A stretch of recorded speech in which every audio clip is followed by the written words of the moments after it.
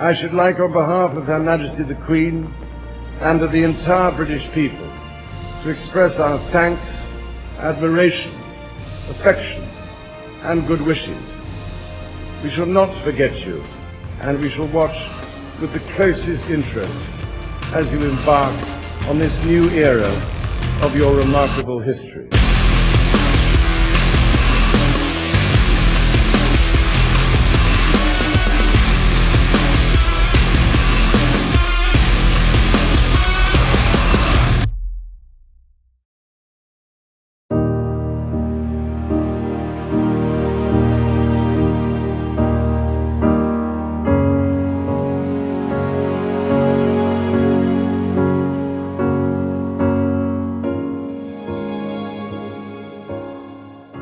Hey everybody, Water Whiff here, and welcome back to Dragon's Gate. This is episode 2, and in this episode, we're crossing this little river canal thing and going to the northern side of the border, and we're going to build the Chinese border checkpoint. When I started this, I wanted to base it heavily off of one of the border crossings between Shenzhen and Hong Kong, but as I got into it, I realized how crazy and insane the Chinese border crossings are. Like, some of them are really huge and crazy, like the ones, especially the ones around Shenzhen and Hong Kong and Zhuhai and Macau. So I went for something a little more tame. It's a little closer, a little more similar to the old Woodlands checkpoint in Singapore. It's more compact and wouldn't require near as much crazy lane work that would just be relevant for the functional use in the game, and it would have taken infinitely more time to do, and I was motivated to build this, but I wasn't that motivated. The first thing I start out doing is connecting the underground train lines to a new train station on the north side. This particular train station will only have local service to the southern checkpoint and to a transport hub that we're going to be building in a later episode. And the southern train station at the other checkpoint will have service to, I'm not sure yet, we'll figure that out when we get there, but it'll definitely go to some other transport hub on the south side. The station on this side of the border is sunken down to the level of the train tracks, so there is no change in the actual grade until you exit the station farther to the north. Later on, it will connect back to another underground tunnel that travels to the transport hub, while the rest of the line, the main line, eventually grades up to surface level. In this instance, I actually completely forget to add a metro line. That probably would have worked better than a rail line for all of this whole area. But I made this back in December. This is now May 9th when I'm recording this. And I never really thought about it at that point. I'll probably revisit both of these checkpoints in the future and actually separate the rail checkpoints to convert the current rail stations into metros and just refit all of that. But that is a project for a later time. Then on either side of the station, on surface level, I put a building meant to basically be a terminal area where you can wait between transiting trains or transitioning from bus to other transport or however you want to travel to and from that checkpoint. Several of the places I used for inspiration for this have larger terminal buildings. I assume they're used for transitioning to other transport as well as going through customs and doing whatever you need to do while you're waiting as well. But actually, I'm not entirely sure of all of that because I've never been through one of these myself. Closest I've been is, I've been to airports, obviously, but I've never been through a customs and border area like this. Really, the closest I've been is watching people go through these things in Singapore's Woodlands checkpoint.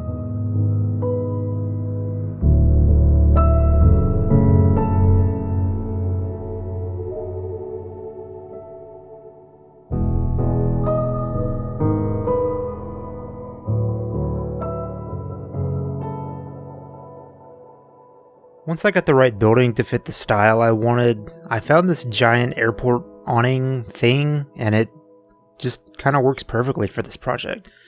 You can fit roads and such between each column, and it just looks good. I decided to go with 3 stopping points, 3 checkpoints, whatever you want to call them, on the incoming side of these border crossings, and then only 2 on the outgoing sides.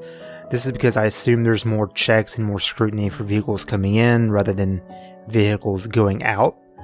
And like I said, I did the same thing on the southern checkpoint, but I just totally forgot to mention it along with the other million things that I overlooked mentioning because I had other things I wanted to discuss last episode.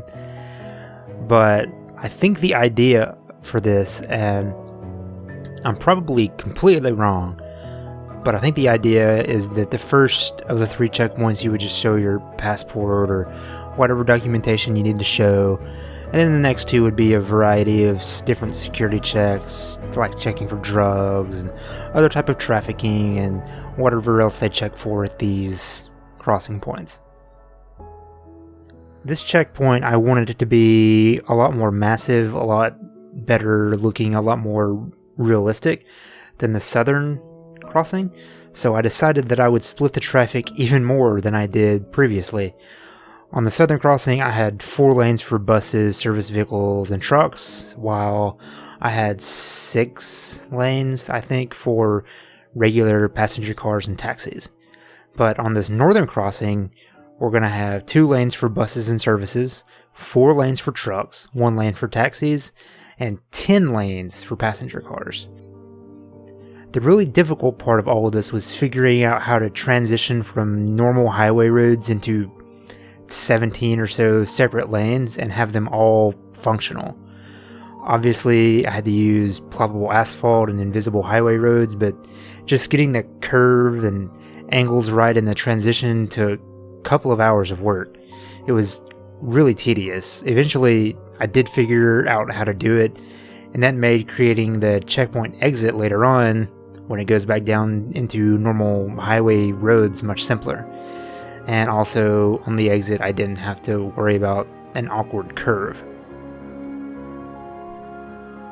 The next thing would be figuring out how to split the lanes with the invisible roads. Luckily, you can clip the invisible roads without having weird graphical issues that you would have with the normal roads. What I did was I made a segment of highway road and used Move It to move the end of that node up to where the lane would later split again. And then I split it again into 2 more roads and then connected it to the proper lane that it was supposed to be going to, and moved it again to adjust the path of the road so the vehicles would follow the lane lines that I put down. I don't know if that explanation really makes sense, but that's what I'm going with for now. Is it functional?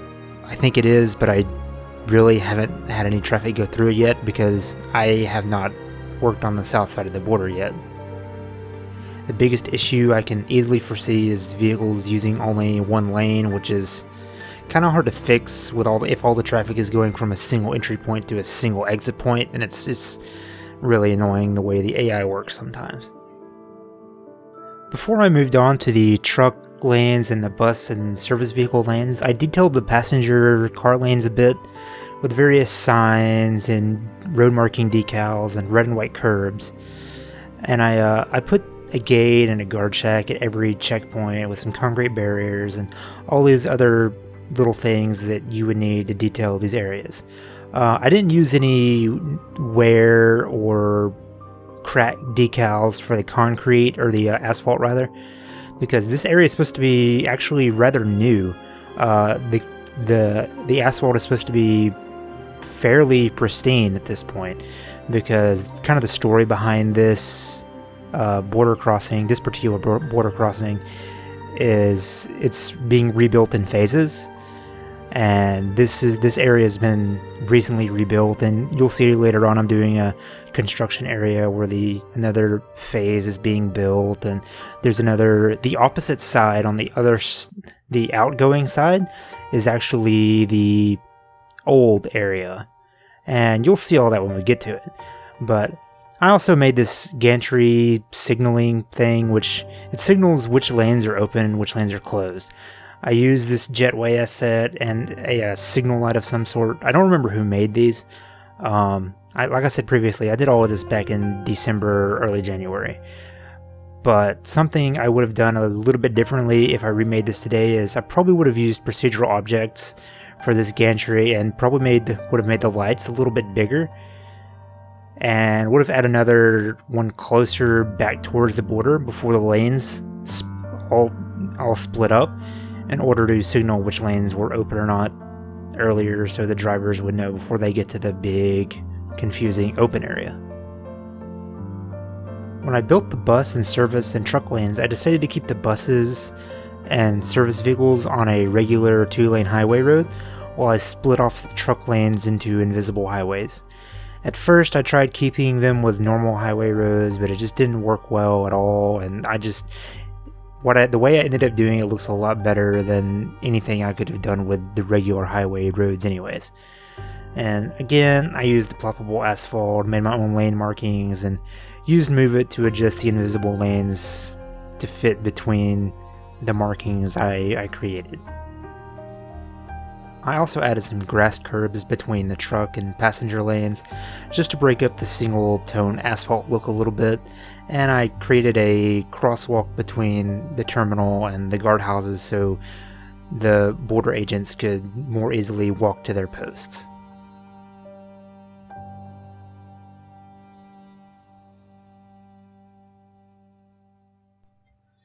The next thing I worked on was funneling all of those lanes back into regular highway roads. It was a lot easier this time because there was no weird curve to deal with, so I could just funnel it all into a straight line and then curve the regular highway roads back to where they need to be going later on. The toughest part was actually re-merging the truck and service and bus lanes back into a single highway road, because it was only odd because I used a 2-lane highway for the bus and service lanes, but again, I ended up just using invisible roads to fix that situation, and the lane marking work makes it look pretty good all in all. After I got both sections funneled down into normal highway roads, I curved them back to the other side over the railroad tracks and then had them do a more traditional merge into a 6-lane highway and then down to 3 lanes total way further up the road. And when they went over the railroad tracks, I just made a simple bridge. It just made it elevated, nothing special. Then I did some light detailing of where the 2 highway roads merged with, different road markings and all of that. And then moved on to putting a wall around the outside of the roads back around where I guess you could call the funnel. And I used this Peking Union Medical College wall, and it looks really good. It's not too tall. I don't think it's too tall or anything. But if I did it over again, I think I would put it a little bit further off the road. Not much, but honestly, I still think it looks great the way it is. After all of that, I went back up between the truck and service and bus lanes and made a simple median between them with the ploppable grass, and then I took the forest brush and covered up all basically the empty areas between the highways and the railroad tracks and places where there's just not going to be anything.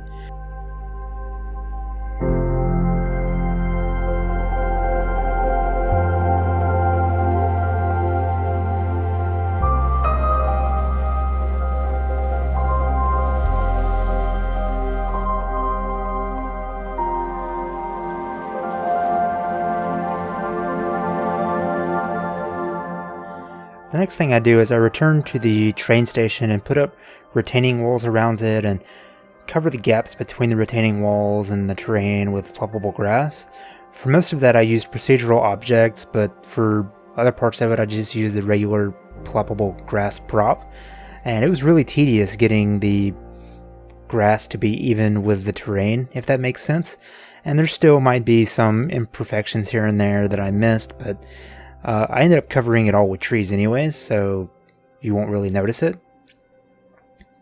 Then I go and replace the gravel texture around the train tracks with concrete, and I just start adding all kinds of dirt and stain decals, because this area is supposed to be fairly worn because it hasn't been redeveloped yet like the incoming road vehicle lanes in that side of the border crossing.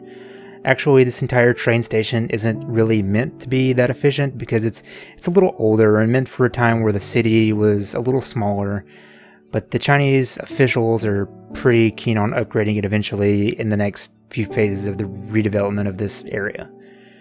Also, something that hasn't been redeveloped is the outgoing road vehicle lanes, which essentially copies what the southern border crossing does with the 2 toll stations and 4 lanes for service and trucks and 6 lanes for passenger vehicles and all of that. The history behind it is that these 2 border facilities were built at the same time originally in the late 80s or early 90s when tensions between both sides calmed down and there was an increase in trade and the movement of people across the border.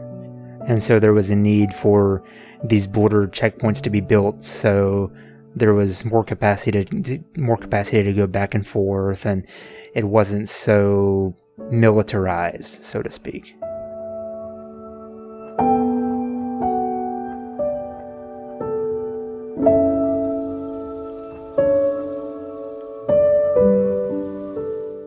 The next big portion of this project is building the back area, the logistical areas, and the places where they take vehicles that are being impounded and stored and all of that.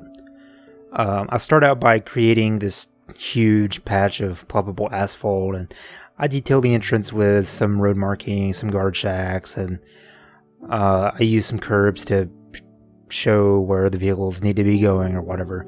And then I create these truck-sized parking area things using network lines, and I place those around and I fill those out with various trucks and passenger vehicles to add proper detail, because I've seen on Google Earth that these areas can be pretty full at times, so that's something I wanted to recreate.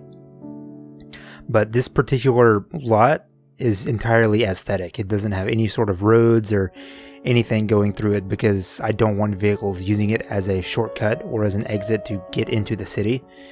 However, I do make some access roads and service roads so that the various buildings around the area can receive the workers and the services that they need.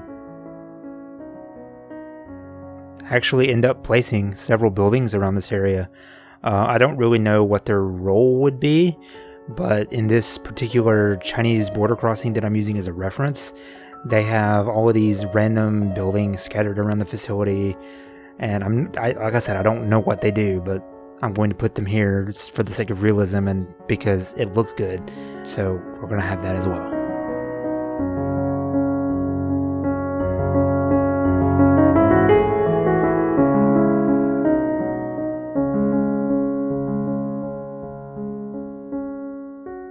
The last big project in this video before we get into the final detailing is this construction area.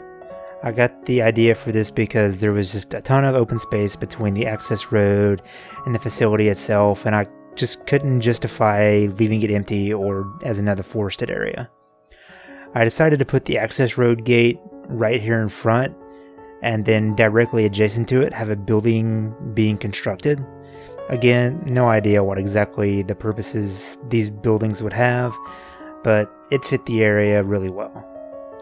The entrance to the construction zone is directly in front of the access road gate, but the construction zone can also be accessed via the large lot adjacent to the checkpoint. It'd probably be only accessed there by contractors who are coming from the south side of the border. The construction zone is split into 4 different areas. There's 3 buildings being constructed, and then there's a storage and logistics yard with temporary offices and such. The storage yard itself is filled with containers of all kinds of whatever you would need to be stored and various heavy pieces of equipment. I think most of the things that are stored in the actual containers come from contractors south of the border, while other materials from China don't necessarily need to be directly stored on site. The 3 buildings are in various phases of construction. The building by the entrance is having its support columns being poured and put into place, while another building, it has its footprint, the ground has already been broken, but the foundation hasn't been poured.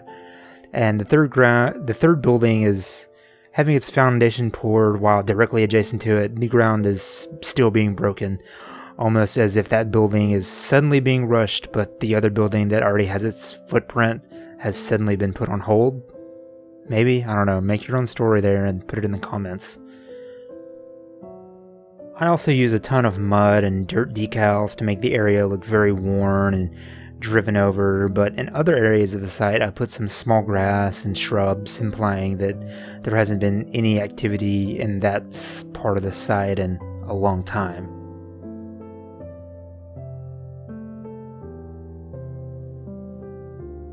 The last bit I do is just some final detailing, put it in some decorative trees and making sure the area is properly fenced and all of that.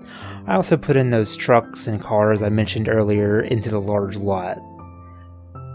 This particular project has probably been the single most challenging thing that I've done so far in Cities Skylines.